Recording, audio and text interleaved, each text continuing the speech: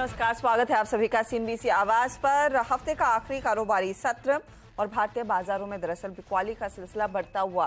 कल दोपहर से इंडिकेशन था कि माहौल बिगड़ रहा है और विदेशी बाजारों के संकेत ही हैं जो भारतीय बाजार की चाल को भी बिगाड़ रहे हैं।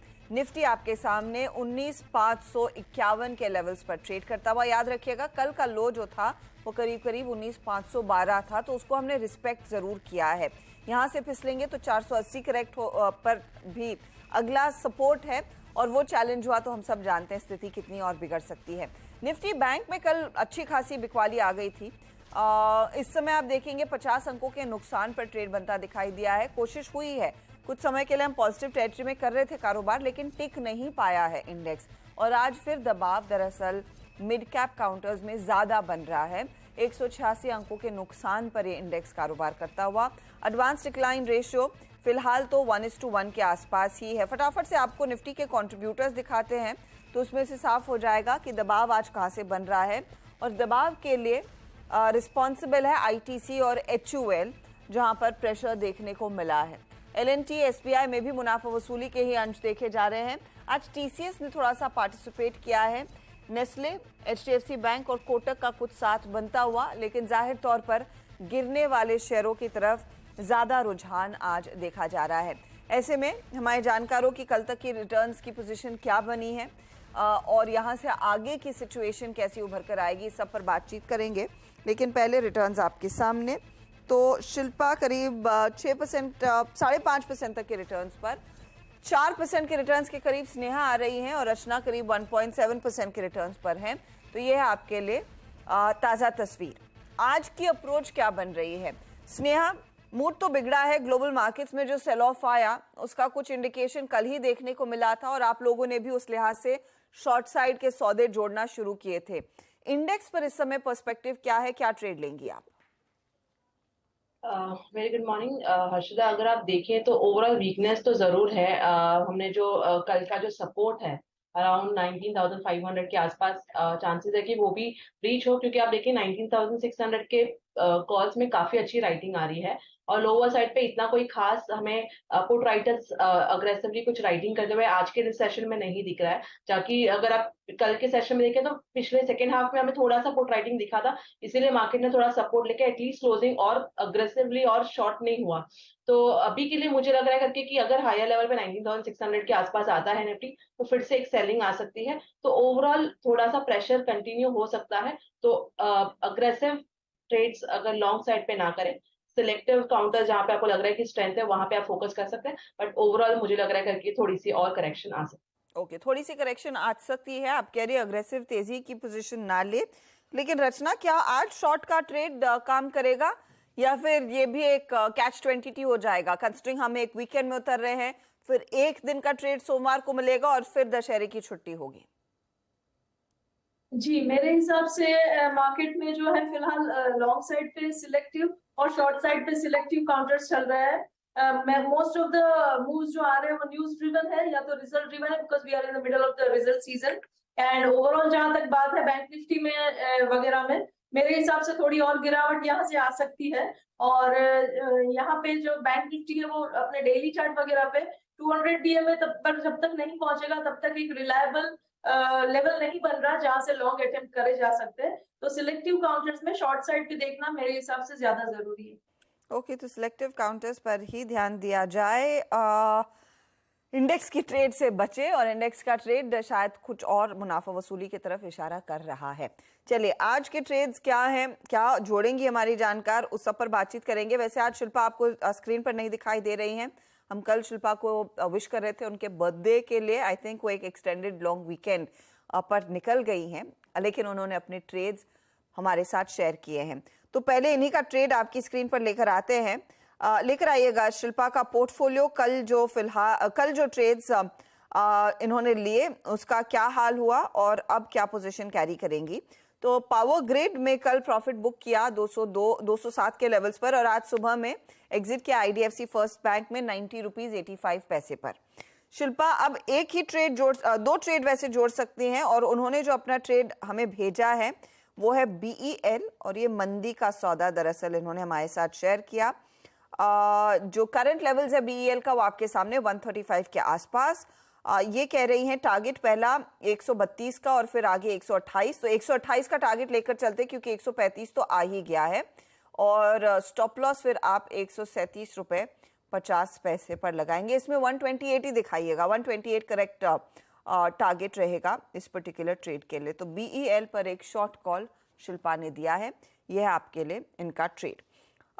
रचना जी, आपका मैं पोर्टफोलियो देख रही हूं। आज पॉलीकैब का जो सेल कॉल था वहां पर स्टॉप लॉस ट्रिगर हुआ, पीवीआर के सेल कॉल में टारगेट हिट हुआ, एनएमडीसी में आज कल ही एग्जिट कर लिया और नवीन फ्लोरिन में आपने प्रॉफिट बांधा।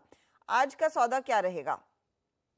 जी, मेरी तरफ से जो पहला कॉल रहेगा आज के लिए वो इंडियन होटल्स में रहेगा and again on short side. And market में जिस हिसाब से माहौल बना हुआ है मेरे हिसाब से यहाँ पे गिरावट और एग्रीवेट होनी चाहिए एंड इम्पोर्टेंट एवरेजेस के नीचे जा रहा है प्राइस एक्शन, तो इसको शॉर्ट करेंगे, एसएल लगाएंगे 413 पे और डाउन साइड पे मेरे हिसाब से ये काउंटर जो है 395 और उसके बाद 390 की तरफ जाते हुए हमें दिख सकता है। ये गेम के लिए तो है ही ये चीज, but apart from the game आने वाले कुछ दिनों के लिए भी इस काउंटर पे इस हिसाब से नजर रख सकते हैं। ओके, तो आने वाले दिनों में दबाव देखने को मिल सकता है इस काउंटर पे। तो बेसिकली आपने ये शॉर्ट साइड का ट्रेड करना है कैरी। 413 का स्टॉप लॉस, 395 390 का टारगेट रहेगा। ये है रचना की तरफ से पहला trade. Sneha in fact hero MotoCorp के ट्रेड के साथ बनी हुई है। ये एक बाय साइड का ट्रेड था और कल खूब झूमा था हीरो मोटोकॉर्प। आज गुजरात गैस, अच्छा ये भी निकाल दिया है, कल के कल ही एग्जिट कर लिया। स्नेहा आज का नया ट्रेड? हर्षिता, अगर आप काउंटर्स में देखें तो मुझे थोड़ा सा ऐसा लग रहा है कि बैंकिंग स्टॉक्स में कुछ स्टॉक्स काफी अच्छी जगह से रिकवर कर रहा है, तो मैं थोड़ा सा एक कॉल ही लूंगी जो अभी के लिए बाय रहेगा। That will be IndusInd bank. अगर आप इंडसइंड बैंक देखें तो एक 52 वीक्स हाई के आसपास ही आ रहा है, मेरा 52 वीक्स के आसपास ही आ रहा है, तो मुझे लग रहा है कि ये सरपास होने की काफी चांसेस है। बिकॉज अगर आप देखें तो बाकी सारे प्राइवेट सेक्टर बैंक्स में ये काउंटर थोड़ा सा अच्छा स्ट्रेंथ दिखा रहा है और यहाँ से अगर थोड़ा सा भी बैंक निफ्टी बाउंस बैक करता है तो मुझे लग रहा है कि ये काउंटर थोड़ा आउट परफॉर्मेंस दिखा सकता है। तो आई वुड रिकमेंड कि आप IndusInd bank with a strict stop loss of today's low, that is around 1443 का एक स्ट्रिक्ट स्टॉप लॉस लगा के इसे बाय करना चाहिए। अपसाइड में इसमें potential target will be around 1499 के आसपास आप एक्सपेक्ट कर लें, पहला टारगेट रहेगा और उसके बाद पॉसिबिलिटी ये करके कि ये 1540 तक के लेवल्स भी दिखा सकता है। ओके, तो 1500 की तरफ और उसके ऊपर बढ़ने के पूरे आसार बन रहे हैं। इंडसइंड बैंक में 1499 आपका पहला टारगेट है, 1443 का आप स्टॉप लॉस रखेंगे, ये ट्रेड रहेगा। अच्छा स्नेहा, आप भी एक ट्रेड जोड़ सकती है, रचना भी। शिल्पा आगे जब दोपहर में कुछ हमें भेजेंगी तो वो स्क्रीन पर लेकर आएंगे। रचना कुछ है इस समय आइडेंटिफाइड या फिर दोपहर का इंतजार किया जाए? I like to wait. Okay, Sneha?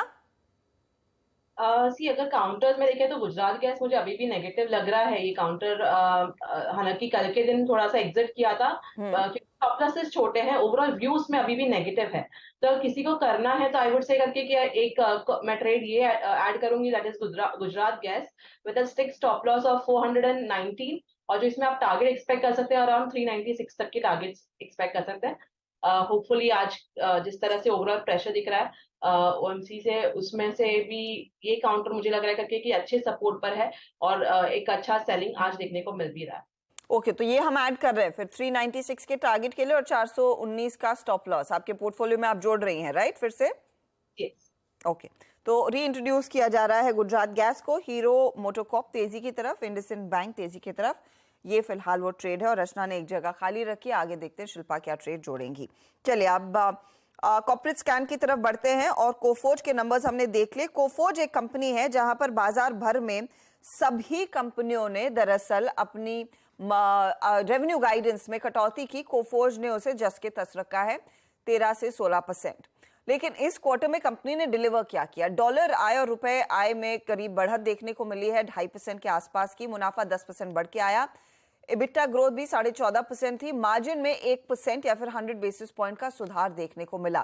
Constant currency growth 2.3% पर थी और जैसे मैं मेंशन कर रही थी कि ये एक ऐसी कंपनी है जिसने अपने रेवेन्यू ग्रोथ गाइडेंस को बदला नहीं है, 13 से 16% के करीब ही रखा है।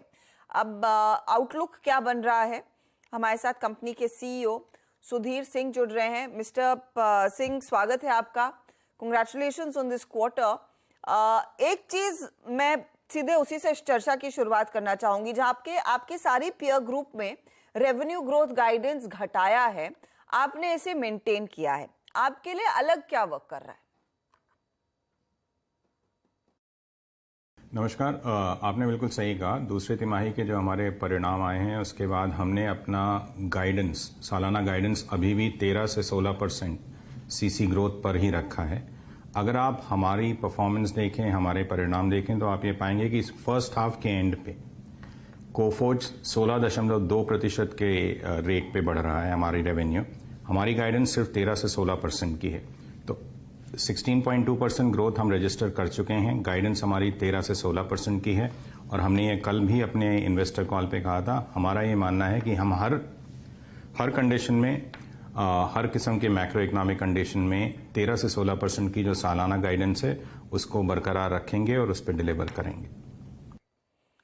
मुझे अगर आप बता सके कि आप लोग क्या अलग कर रहे हैं, क्या ये जो आपने डील विन साइन किए हैं वहां से कॉन्फिडेंस आ रहा है, या फिर आपके लिए एग्जीक्यूशन ज्यादा बेहतर है पीयर्स के मुकाबले, जिसके चलते ये आप इतने कॉन्फिडेंट हैं उस गाइडेंस को मेंटेन करने के लिए, या फिर शायद बेटर भी करने के लिए?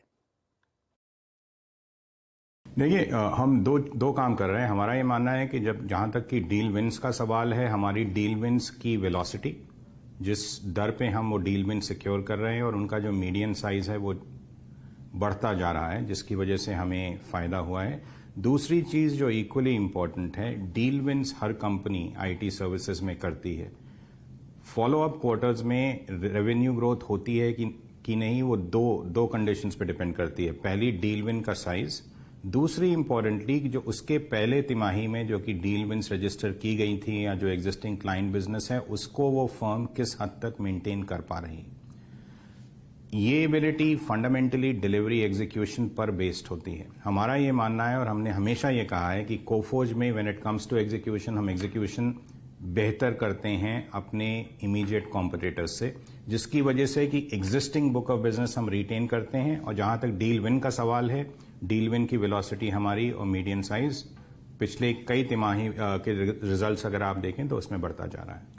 इस क्वार्टर में भी आपने इनफैक्ट एक बड़ी डील हासिल की है, अगर उसका एक अंदाजा दे सकें, और ये किस सेक्टर से है, किस तरह की डील है? जी, 7वां क्वार्टर था जिसमें कि हमने 300 मिलियन से ज्यादा ऑर्डर इनटेक किया है। इस क्वार्टर में हमने 3 लार्ज डील साइन करी हैं। 3 में से एक बैंकिंग सेक्टर से आई है और 2 ट्रैवल के सेक्टर से आए हैं। बैंकिंग सेक्टर की जो हमने लार्ज डील जिसके बारे में हमने कल उल्लेख किया, वो इसलिए इम्पोर्टेंट है क्योंकि एक नए क्लाइंट के साथ है। एग्जिस्टिंग क्लाइंट नहीं था, एग्जिस्टिंग कॉन्ट्रैक्ट नहीं रिन्यू हुआ। हमने एक नया बैंकिंग सेक्टर में पिछले 3 महीने में क्लाइंट खोला है और उस क्लाइंट को एक $20 million US TCV plus contract के साथ खोला है। बाकी जो 2 डील्स हैं वो ट्रैवल सेक्टर से हैं। एक मिडल ईस्ट के सबसे बड़े कैरियर के साथ है और दूसरी यूरोप के one of the biggest airlines in Europe के साथ हमने क्लोज की। अच्छा, इन डील्स पर प्राइसिंग की सिचुएशन क्या है? क्या किसी तरह का कॉम्प्रोमाइज करना पड़ा है? कुछ प्राइसिंग पर दबाव है? हमारा एक्सपीरियंस उसी किस्म का है जिसका कि आपने उल्लेख किया, जो कि आप दूसरे हमारे सेक्टर के पार्टिसिपेंट से सुन रहे हैं। डिसीजन मेकिंग में डिले है, लेकिन डिसीजन मेकिंग में डिले अब पिछले कई क्वार्टर से चल रहा है, तो वो डिले एक तरह से नॉर्मलाइज हो चुका है। जो 3 डील हमने इस क्वार्टर में साइन करी, उनमें से 2 हमारा मानना था कि हमें 2 क्वार्टर पहले साइन करनी थी। तो डिसीजन मेकिंग डिले अब नॉर्मलाइज हो चुका है और कंटिन्यू कर रहा है। आगे का मैक्रो का भी जहां तक सवाल है, जैसे मैंने पहले कहा, हमारा ये मानना है कि मैक्रोस टफ हैं और टफ रहेंगे। चूंकि मैक्रोस टफ हैं, प्राइसिंग प्रेशर भी फिलहाल बरकरार है और अगले 2-3 क्वार्टर तक हम ये मानते हैं कि वो रहेगा। इन स्पेसिफिक डील्स का जो सवाल है, इन डील्स में हमने कोई सिग्निफिकेंट डिस्काउंट नहीं दिया है, जिसके की चलते अगर आप लास्ट क्वार्टर का रिजल्ट देखें, Q2 का, हमारी मार्जिन 160 बिप्स सीक्वेंशियली बढ़ी हैं। Q3 में भी, जिस क्वार्टर में अब हम आ चुके हैं, हमारा ये मानना है कि तकरीबन 100 बिप्स और एक्सपेंशन होगा हमारे मार्जिन्स में। सो प्राइसिंग प्रेशर है, डेफिनेटली है, लेकिन कॉस्ट लीवर्स उस प्राइसिंग प्रेशर को निगेट कर रहे हैं और कुछ हद तक निगेट से ज्यादा भी कर रहे हैं, जिसकी वजह से कि मार्जिन्स बढ़ रही हैं हमारी। तो यहां से आगे मार्जिन ट्रैजेक्टरी क्या रहेगी सुधीर जी? देखिए, हमारा मानना है कि मार्जिन ट्रैजेक्टरी यहां से सिग्निफिकेंटली बढ़ेगी। H2 की मार्जिन H1 के मुकाबले काफी ज्यादा बढ़ोतरी हम देख रहे हैं, Q3 ओवर Q2। और Q2 में जैसे मैंने उल्लेख किया, Q2 Q1 से 160 बिप्स हायर था। Q3 कल हमने इन्वेस्टर कॉल में बात करी, Q3 में भी हमारा मानना है कि Q2 के ऊपर करीब 100 बिप्स या उससे ज्यादा मार्जिन में इंक्रीज होगा, और Q4 फिर हम इंक्रीज देख रहे हैं। तो मार्जिन की स्टोरी, कॉस्ट के जो एलिमेंट्स हैं, उस फ्रंट पे हम काफी आश्वस्त हैं कि मार्जिन्स इंप्रूव करती रहेंगी इस क्वार्टर के एंड तक, अगले 2 क्वार्टर में। बहुत बहुत शुक्रिया आप सुधीर जी हमारे लिए समय निकालने के लिए और अपनी राय देने के लिए यहाँ से आगे के आउटलुक पर। तो मार्जिन्स में इम्प्रूवमेंट की उम्मीद और ऑफ कोर्स डील विंस का पूरा फायदा दरअसल कंपनी के हाथ लग रहा है, लेकिन हाँ, डिसीजन मेकिंग में डीलेज, प्राइसिंग का दबाव अब भी कायम है। लेंगे एक ब्रेक के बाद देखते हैं हमारे जानकारों ने जो ट्रेड्स जोड़े हैं उसका कितना फायदा इनके पोर्टफोलियो में मिल रहा है।